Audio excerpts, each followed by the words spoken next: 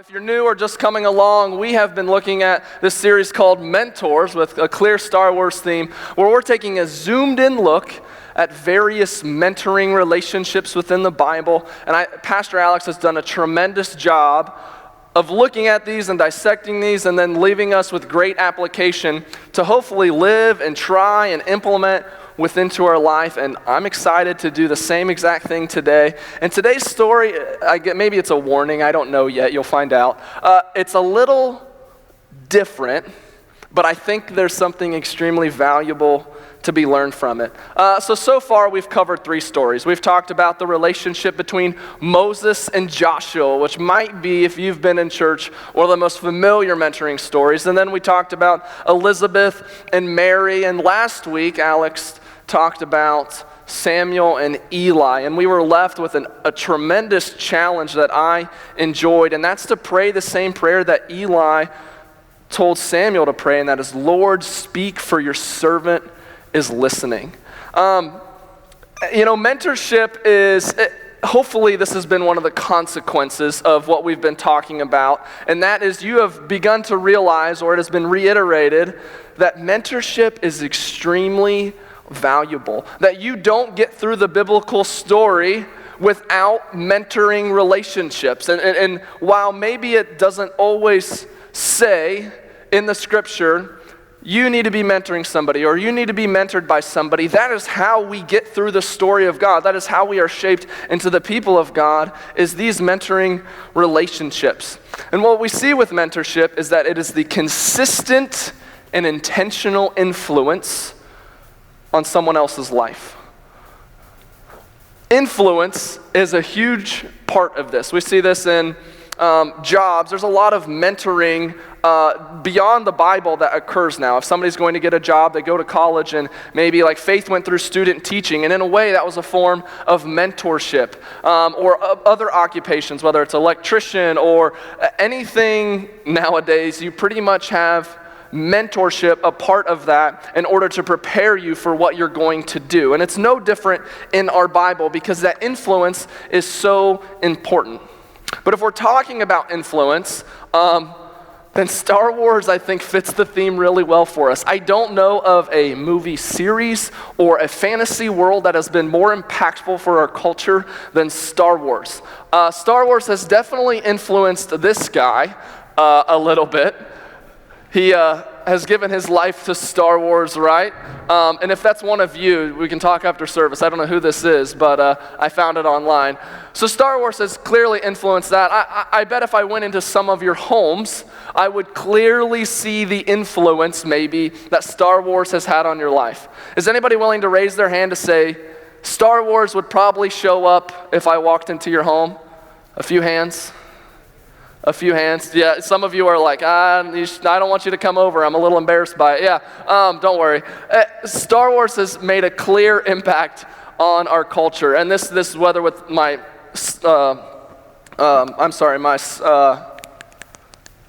nephew. I couldn't think of the word. Wow, that was a struggle. It's not in my notes. That's why I didn't know.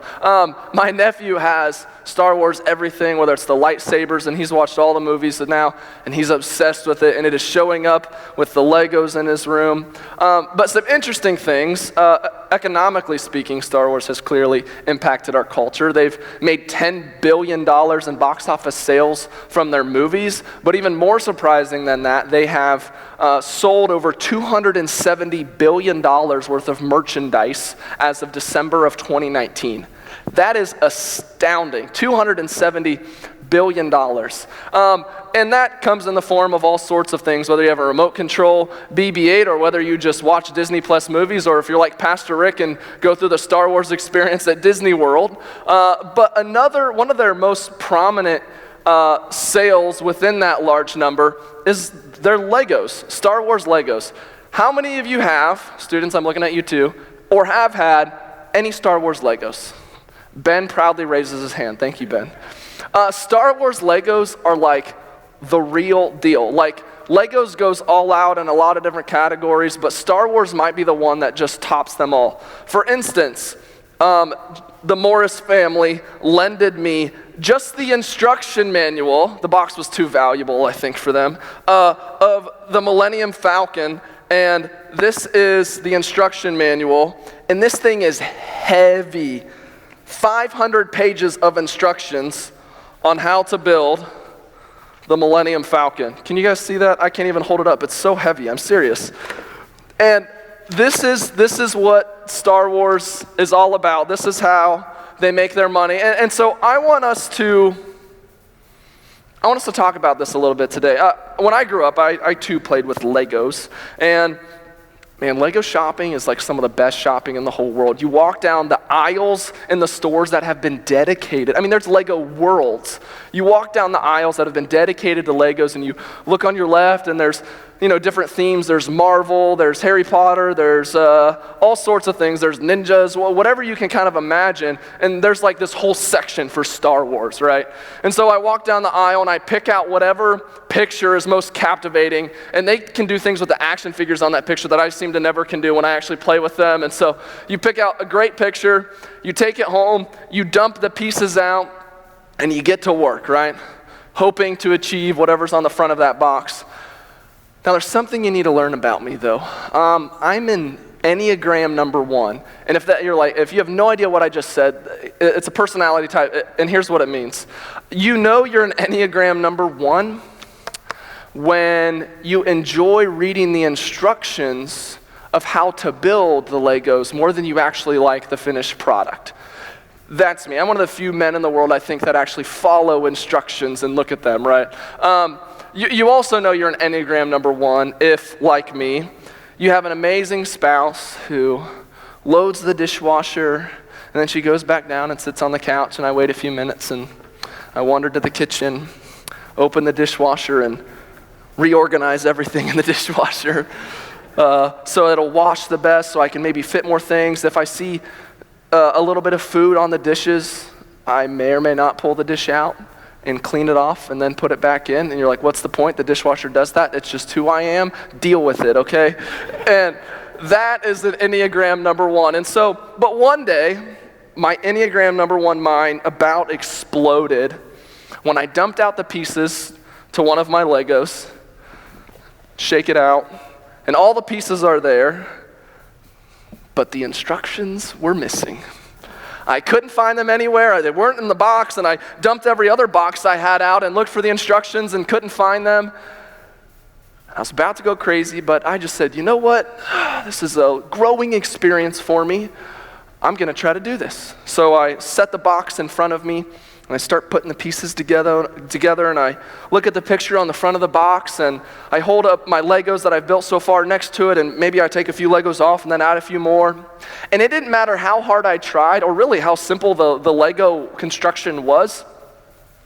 Even though I had all the right pieces, even though I knew what the finished product was supposed to look like, because I didn't have the instructions, I couldn't build it. I couldn't get there. And this is true with Legos. I also think this is true with our relationship with Jesus. We know what the box on the front of the Lego box, we know what it's supposed to look like. In fact, maybe that's the whole reason we bought in. Man, an eternal relationship with my Heavenly Father, with the one who created me and loves me. Man, that's the best Lego box out there.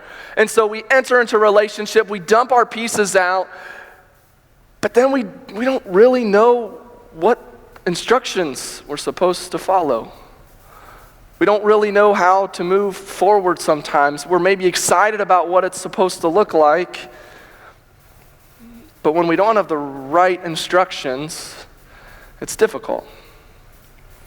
Today I want to talk about, in our instruction manual, the Bible, I want us to take a look at a story to how we can make sure, as a people of God, make sure we don't lose our instruction book, but that we stay on the path, because when we lose our instruction book, it's a lot harder to get where we intend to go. So we're going to be in Acts chapter 18, and I'm so excited for this story that maybe you've never even heard before. Unlike the other ones, which I think were pretty familiar for a lot of us, we're going to talk about some people in the Bible that might seem a little new to us, and I'm looking forward to that. So we're going to start in Acts chapter 18, verse 18, and then we're going to jump to some later verses at the end of that chapter. So you can follow along on the screen here. Acts 18, this is the NIV.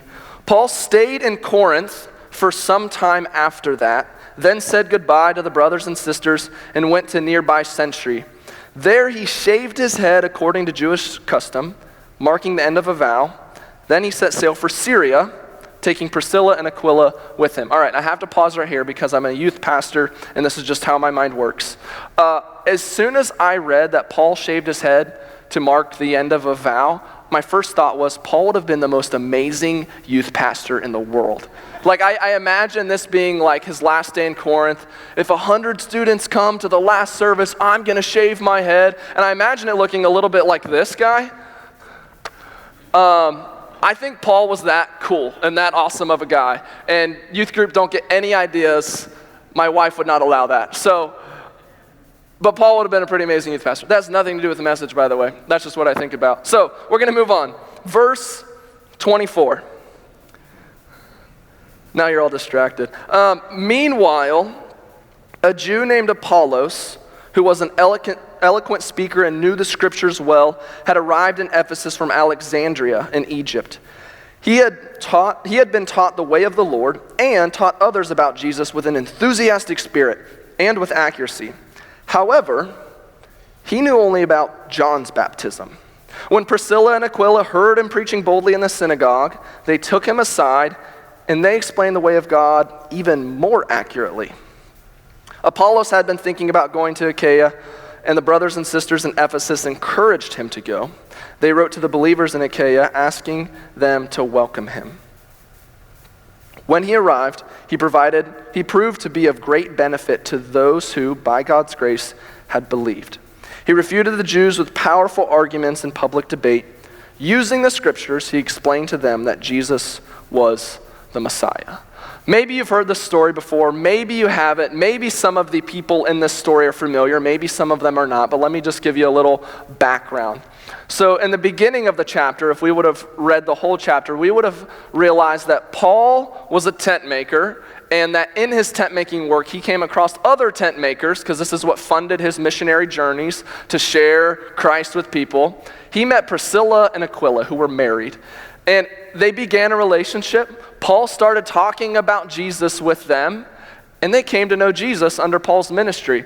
And so while they too remained tent makers to raise money for now, what was going to be their missionary journey and their work for the kingdom. And so Paul invested in them. And what we find in this verse, or in this passage, is that Paul, now having done all of that, now having mentored and invested in Priscilla and Aquila, is now leaving them as he goes on to continue his missionary journey, and in a way is giving them the keys. He's reproducing leaders, and now they are sharing and doing the same exact thing. And that's a great relationship, and we could talk a lot about that, but that's not the relationship and mentoring relationship that we're going to focus on today. We're going to focus on when Apollos enters the story. And Apollos, who we really don't have many verses of scripture to give us any context about him. We do learn a lot in the couple verses in this chapter. So Apollos enters Ephesus and he begins preaching, and Priscilla and Aquila pull him aside, as the NLT says, the NIV says, bring them into his home, probably for dinner, and they teach him a little bit more about God. This is the awkward, the weird, the one-verse relationship, because we have stories, chapters, books about the other relationships in the Bible that we have talked about so far. And we get one verse about this relationship, but I think there's a lot to this one verse. But first, let's learn a little bit more about Apollos. We can review verses 24 and 25 and listen to see what can you learn about Apollos, okay? Who we don't know a whole lot about. Meanwhile, a Jew named Apollos, who was an eloquent speaker and knew the scriptures well, had arrived in Ephesus from Alexandria in Egypt. He had been taught the way of the Lord, and he taught others about Jesus with an enthusiastic spirit and with accuracy. So I pulled four main things out of this that I think are valuable for us to know about Apollos. And that's number one, he was an eloquent speaker. Number two, he taught with an enthusiastic spirit. he knew the scriptures well, and he taught with accuracy.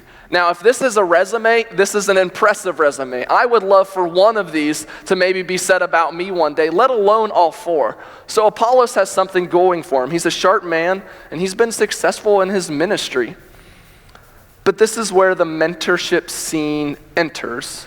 And this is where the questions in my head start spinning, because even though he has such an amazing resume, and Apollos, there's nothing but positive things to be said about him, Priscilla and Aquila still felt compelled to talk with him. Listen to verse 26 again.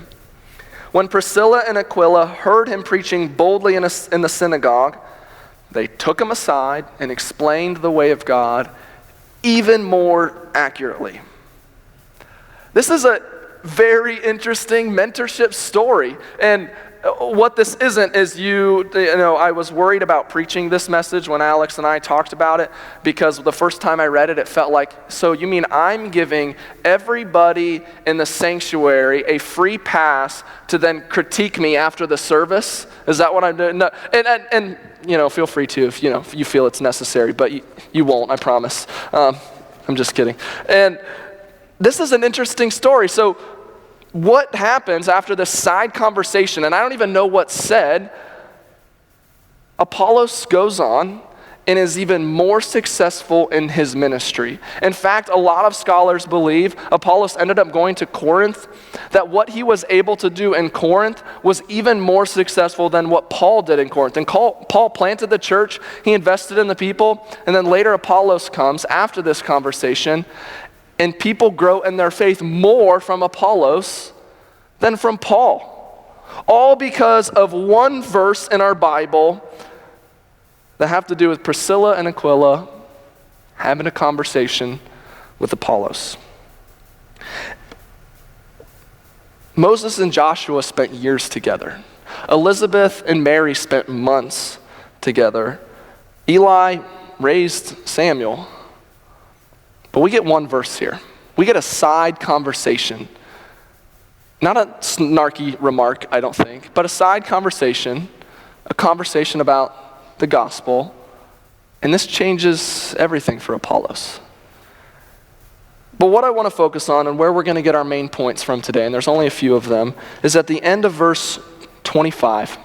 There's a little sentence that I think helps us understand why in the world Priscilla and Aquila even made this comment. Listen to this verse at the end of verse 25. There's 7 words here. However, Apollos knew only about John's baptism. That's it. That's our message for today. This is the reason why Priscilla and Aquila pulled Apollos aside, is because he only knew of John's baptism. Now, if you're like me, I'll be honest, I had no idea what this meant. I said, why is this the reason that he pulled them aside? He only knew of John's baptism. And so I began pulling going back to the Enneagram number 1, the very organized books off of my shelf. The youth group likes to prank me. They like to reorganize my books, and they know it drives me crazy, so don't get any ideas. But I pulled the organized books off of my shelf, and I began looking at this verse because it troubled me that why this is all we have. What does this mean? Why is this what compelled them to talk with them? And here's what it means, and it's kind of underwhelming, so just warning. The fact that Apollos only knew about John's baptism, all that means for us is that probably one of John's disciples, that somebody that he had mentored, that's who was mentored by Apollos. So Apollos was essentially some type of generation of disciple or descendant of John then, who had been mentored by somebody who has been discipled by John. That's all that means for us. And in a way, that kind of feels like trash talk. I don't know if you heard that right, but Priscilla and Aquila look at him and say, it's one of John's disciples. We're one of Paul's. We should probably talk to him a little bit. It's kind of what it feels like. If you've watched The Office, it's kind of like Andy Bernard, who went to Cornell and feels like he's got to tell everybody about where he went, right? It's like this chip on their shoulder. Well, I'm one of Paul's disciples, so we should probably show him the right way, the real path. It's what it feels like, but it's not. It's much different than that. Think of it this way.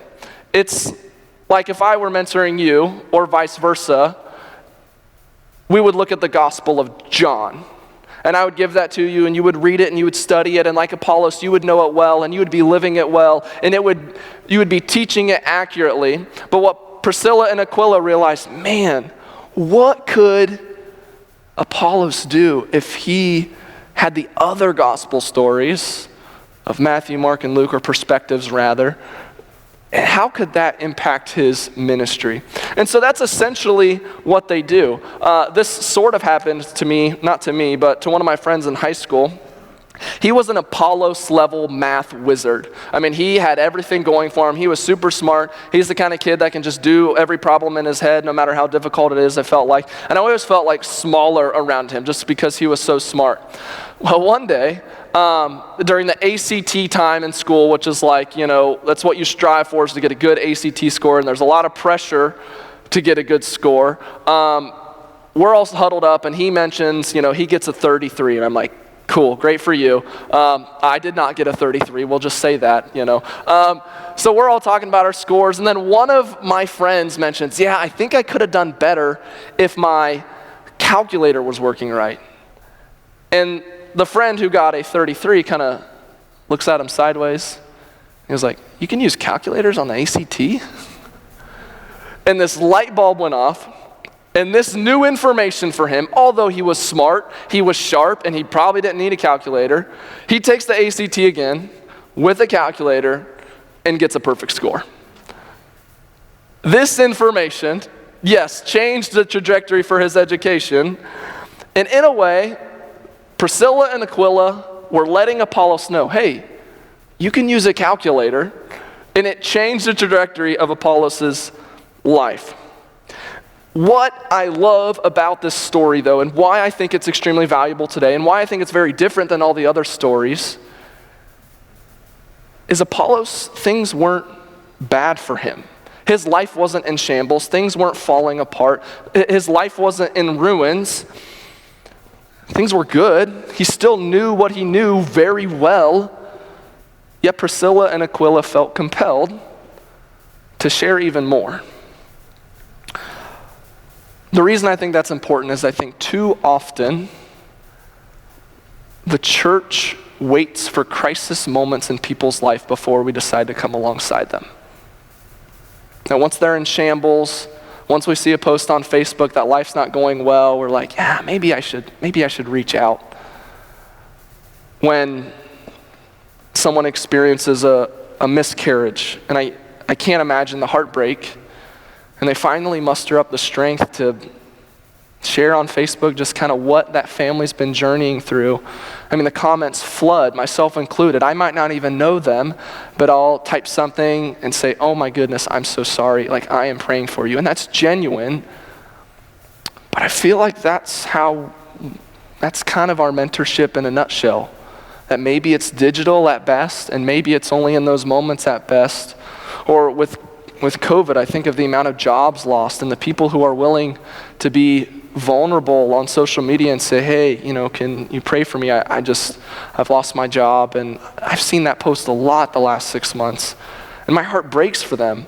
And I type an encouraging message and click submit, and that's my mentoring relationship. But what I love about this story is they didn't wait for Apollos to be in ruin. They didn't wait till he went down the wrong path, but maybe even the reason he didn't go down the wrong path is because they said, you know what? I'm willing to invest in him now. I see the relationship with Jesus that he has, and I want to invest in him now. I'll say it this way, and if you're taking notes, here's what I'd have you write down, whether mental or physical notes. Real mentorship is the continuous investment during the mundane, not waiting till life gets insane. And I think we miss that on both sides. As the mentee, as someone being mentored, do we wait till our life is in ruin to reach out to somebody, to say, hey, I really need Jesus? Or are we willing to do that when things are going well, knowing that will keep us on track? And it's the same way as mentors. Who are you reaching out to? I'll be honest, as a pastor, this is one of the biggest barriers I've just had trouble getting over. The knowing that, man, it has to be perceived by people that because I am a pastor, I need to look the part, I need to look like everything is okay. And so to reach out to somebody would mean I'm weak, that I'm not okay, that I need help. And Faith and I were at the Cheesecake Factory last year, and we were eating our food, and we love the Cheesecake Factory. So if you're taking notes, make sure you write that down as well. But as we're enjoying our cheesecake, and by the way, we do cheesecake right. You order one meal to split so that we can both have our own cheesecake, not the other way around, okay? So that's what we did, and we're enjoying our food, and we're just reflecting on how so many of our friends, only a couple years into marriage, it already seems to be crumbling.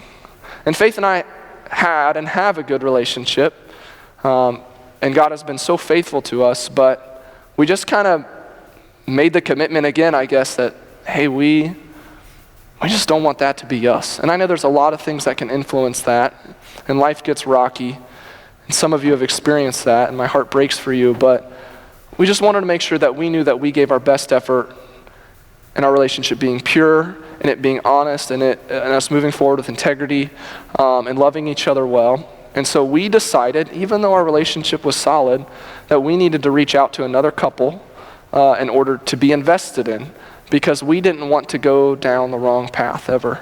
And so we prayed about that, and we talked about that, and I didn't really warn these people that I was going to say this, but and there's lots of couples that we could have reached out to, by the way, at this church. And we felt compelled to reach out to Rob and Kaylin, and we approached them after church one Sunday and just said, hey, would you two be willing to invest in us? Which is the most selfish, felt so selfish to me.